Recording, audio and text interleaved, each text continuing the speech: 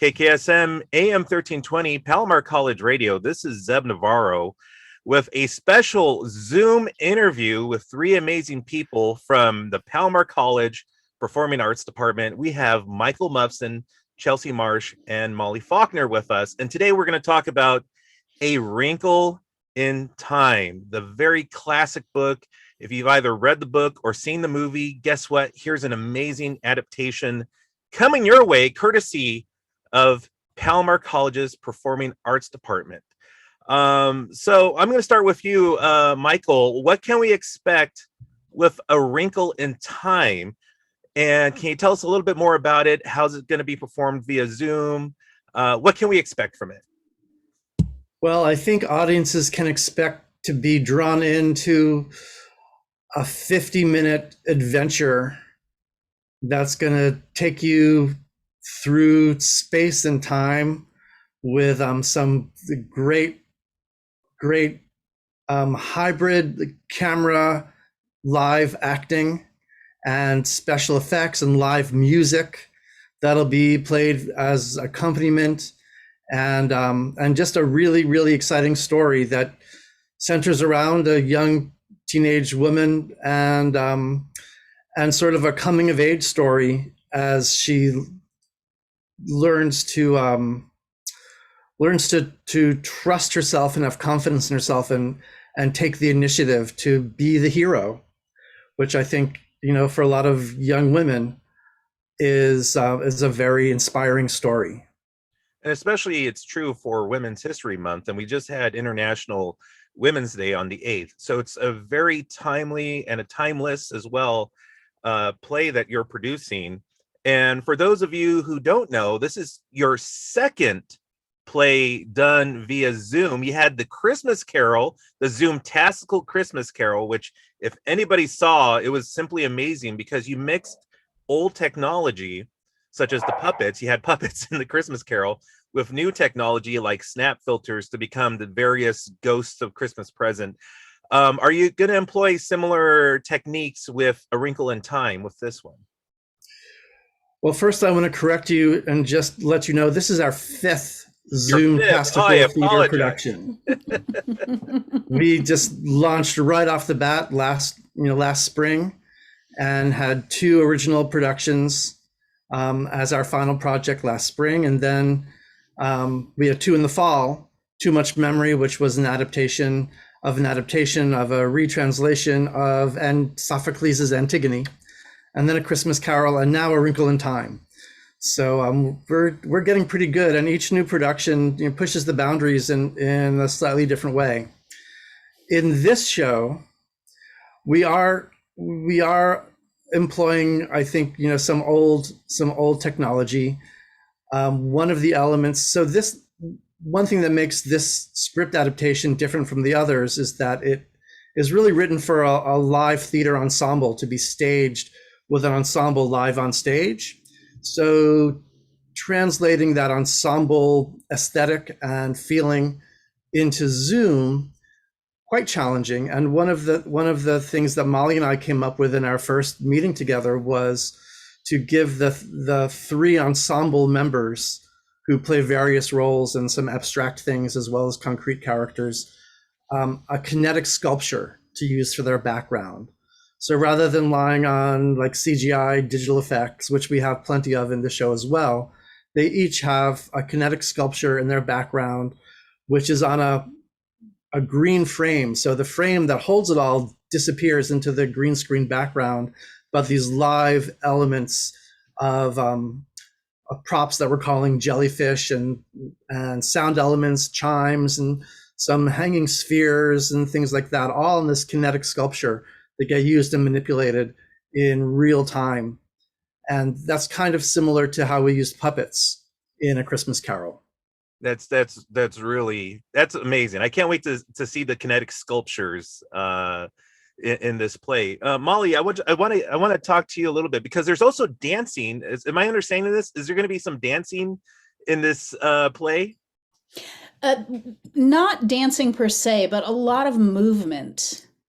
as Michael said, we're really relying on the ensemble feel for a lot of the storytelling elements. So there is a lot of um, inspired movement. I don't want to say unison because unison on Zoom is pretty much hit or miss. So we are doing a little bit of improvisation and a lot of viewpoints with movement, with the jellyfish, and movement with some of the ensembles when they are group characters.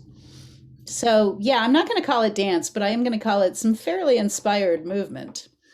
Structured Structured. physicalization. I like that term.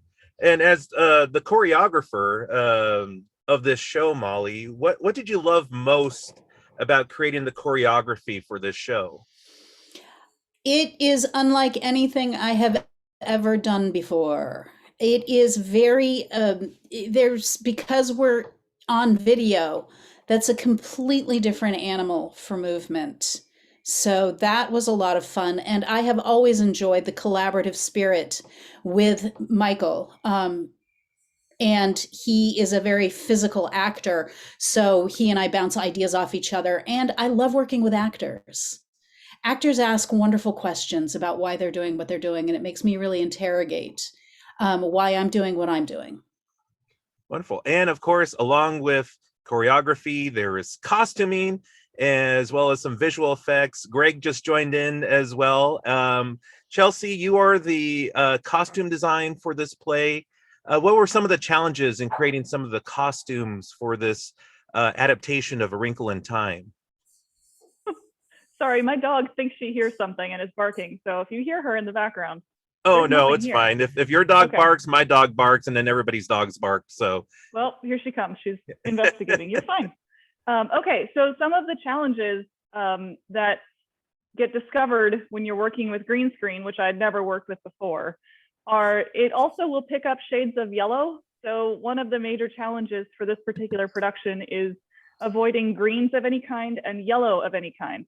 And we are setting the play in the late 60s, early 70s, where there was quite a bit of green and yellow in the palette of the day. So that has been a particular frustration that I'm running into with this show. But I think it's always fun to have challenges thrown at you so that you can pivot and learn to do new things.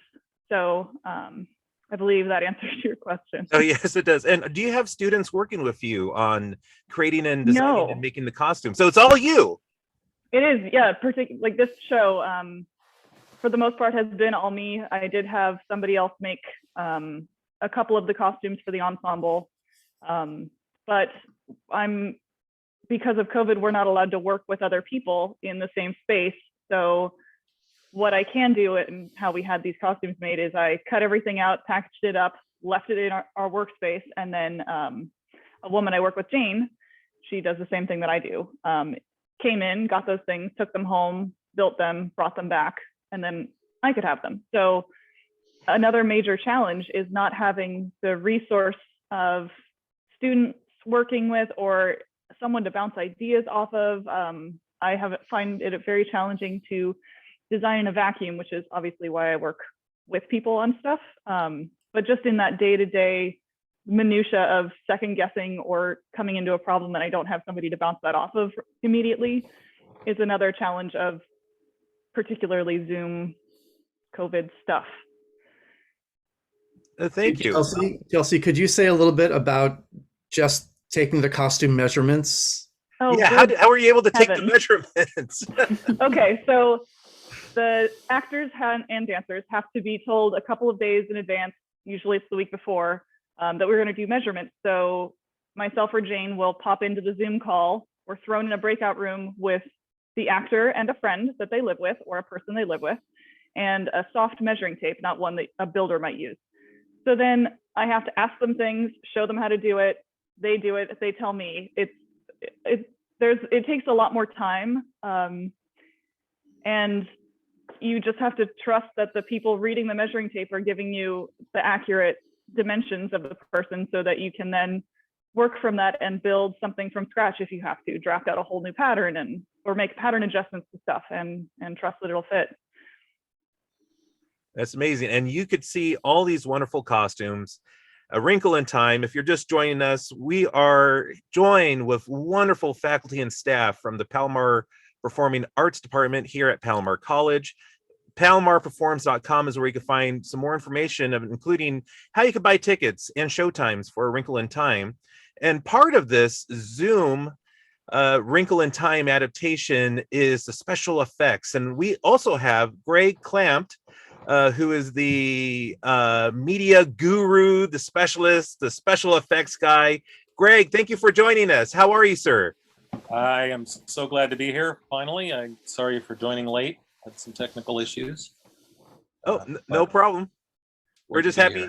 We're just happy you're here because you are in charge. Are you in charge of all the wonderful special effects and designs and the snap filters that we're going to see in this play? In this play, there's it's always a collaboration with Michael and I. There's the things that I do are the things that are more on the back end, the backgrounds behind, and the animations in our previous show in December, Christmas Carol. I did create a lot of the snap lenses for that. We'll be using a little bit of that technology, but pre-existing ones this time. So my focus has been on backgrounds and animations, and then Michael works with the technology that's on the end of on the computers that are being used by the actors, where those effects and other effects are applied to the foreground in most cases. So we have a collaboration between different technologies and pieces of software to put this together. And what did you really like about working on A Wrinkle in Time?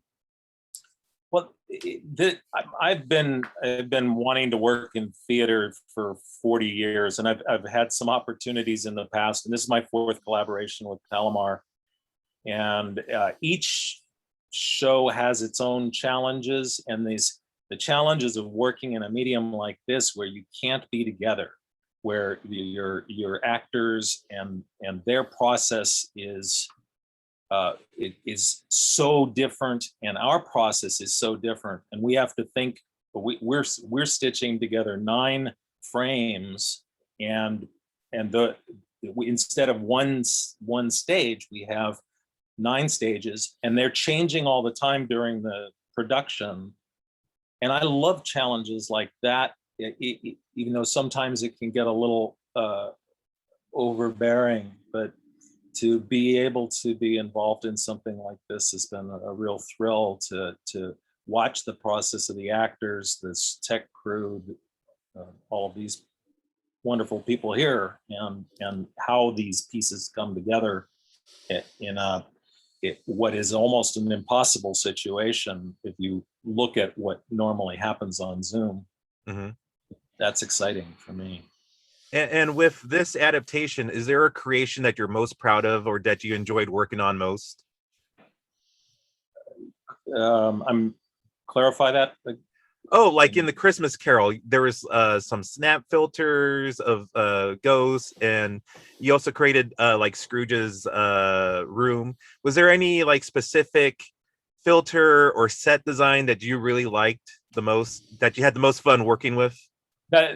Well, in that show, the scene with the ghosts in Scrooge's bedroom, where we have a background like something I've got behind me, this environment there, and then we've got things in the foreground. We've got snap lenses, we've got video animation, and that melding of technology and creativity that is so exciting for somebody like me.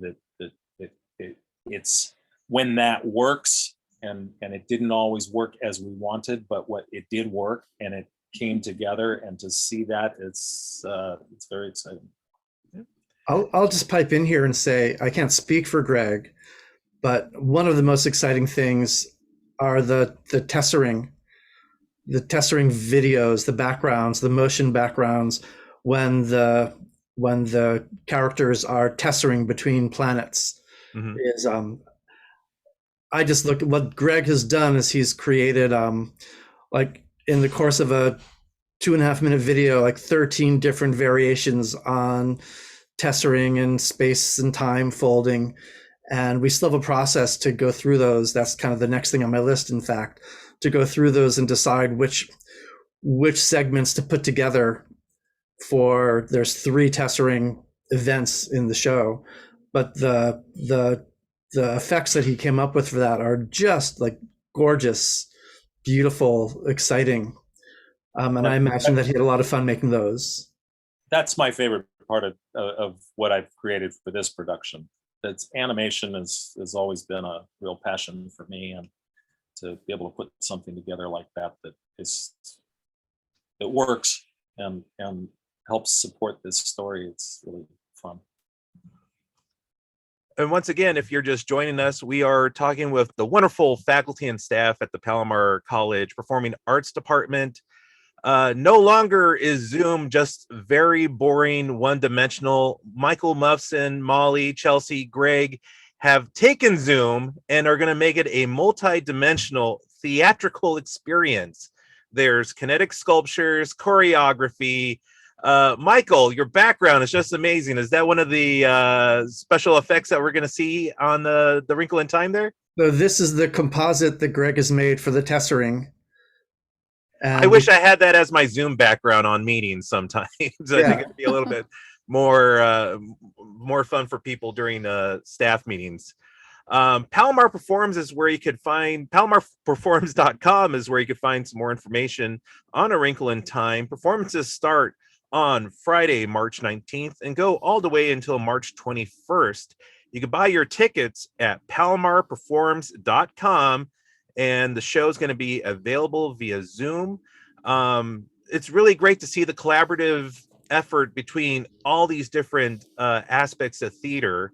What do you think? Is this something that you're going to do more of in the future? Like, do you have any more plans to bring more Zoom tastical performances to the Palomar College community?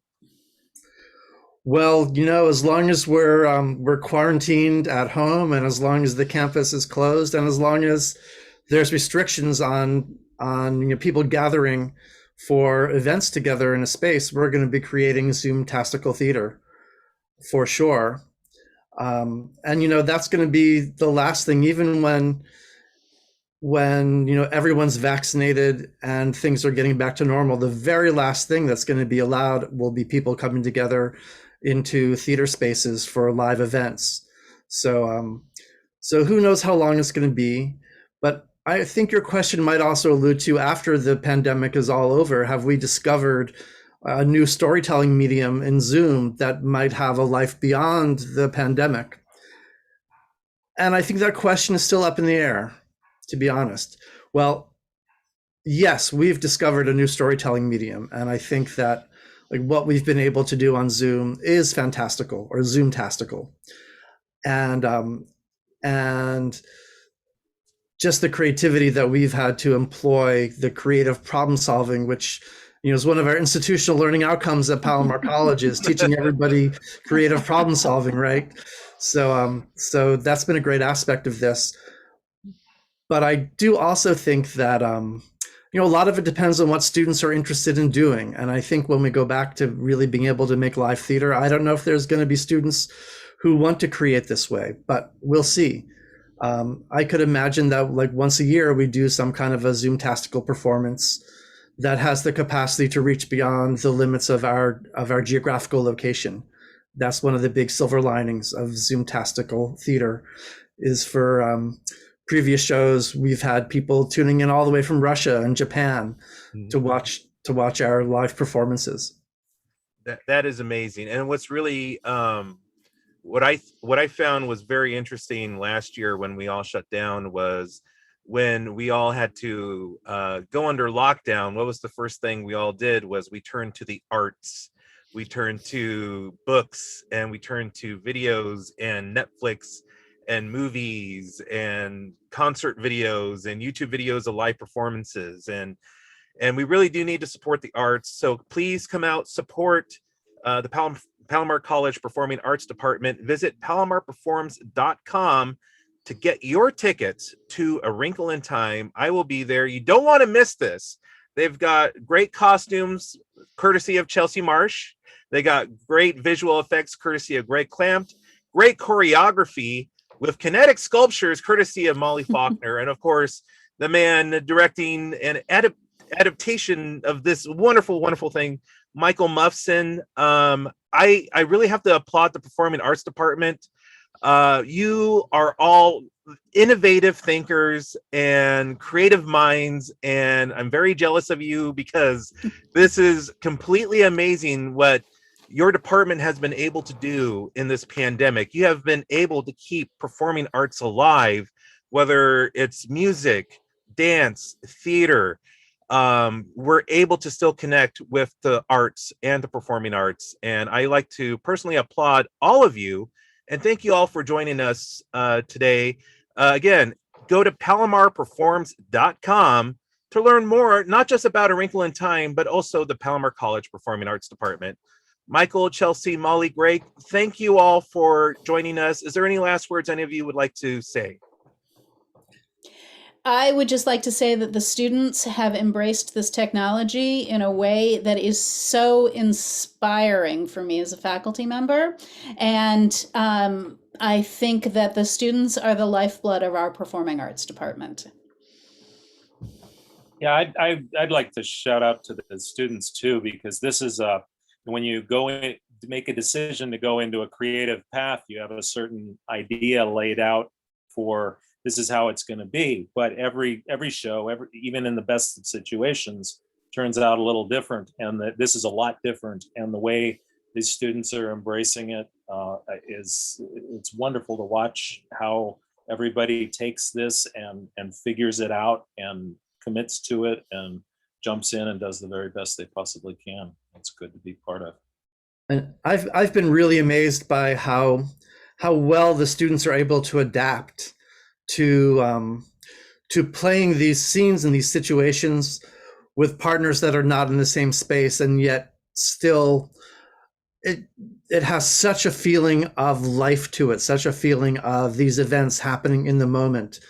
And the actor, I think it's a great experience for the young actors because it really is a hybrid of stage acting and camera acting, because your partner is not in the same room with you. So in order to create the illusion, we've stitched together the backgrounds often in a seamless way to make it appear that they're in the same room, but they have to be like looking over there and they're not seeing their partner, they're seeing a little X they've put on the wall, and they have to imagine all their partner's actions, responses, and be reacting to them as though their partner is there, when in fact they're just looking at a mark on the wall.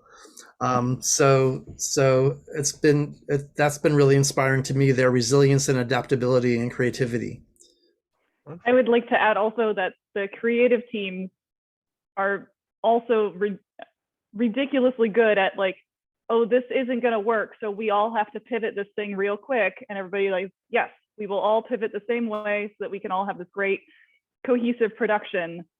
And that's really exciting, having such constraints of just live theater and what you can do, and then having to constantly, maybe not constantly, but frequently rethink and reorient how you think about the whole show in order to achieve the goal. And I've enjoyed that. I've enjoyed that a lot. We should give a shout out to our staff members who aren't here, Tony and Marina, who just, like, you can't imagine how many extra hours it takes to put this together than a normal show. We use a program called OBS, Open Broadcast Software, to program all of the backgrounds, all the scene transitions. In this show, we're adding microphones and like microphone effects onto the show. So on a normal show, you might program 70 or 80 or 100 cues into QLab, and that's your show. In this show, you have to program, there's 70 some cues on this show, and you're programming them into 9 different computers. So we're remotely logging in. We want to shout out to IS, who's provided laptops to all the students in the show. And so we use remote software to control their laptops, so they don't have to be stopping and starting their video or changing their backgrounds. We're doing all that remotely. And we're programming all of these cues 9 times over. It's a lot of late nights for everyone in the show. Yep. And Kudos to Tony and Lorena. Yeah. Yes. And to see all their hard work, visit palomarperforms.com. It's a multi-dimensional theater work, A Wrinkle in Time. The arts live on, and I love what the Performing Arts Department is doing with this. I was blown away by the Christmas Carol Zoom-tastical performance, and I can't wait to see what goes down with A Wrinkle in Time, with all your hard work that you've done with the students and the staff. So thank you again for coming in, for taking time out of your day to talk about A Wrinkle in Time. This is KKSM, Palomar College Radio. And again, go to palomarperforms.com. Buy your tickets today. Performances start March 19th and go all the way to 21st. Tickets range from $10 to $25. It's a great investment in the arts, and you're going to get entertained and blown away by what they have in store for you. Thank you once again. This has been KKSM AM 1320, Palomar College Radio.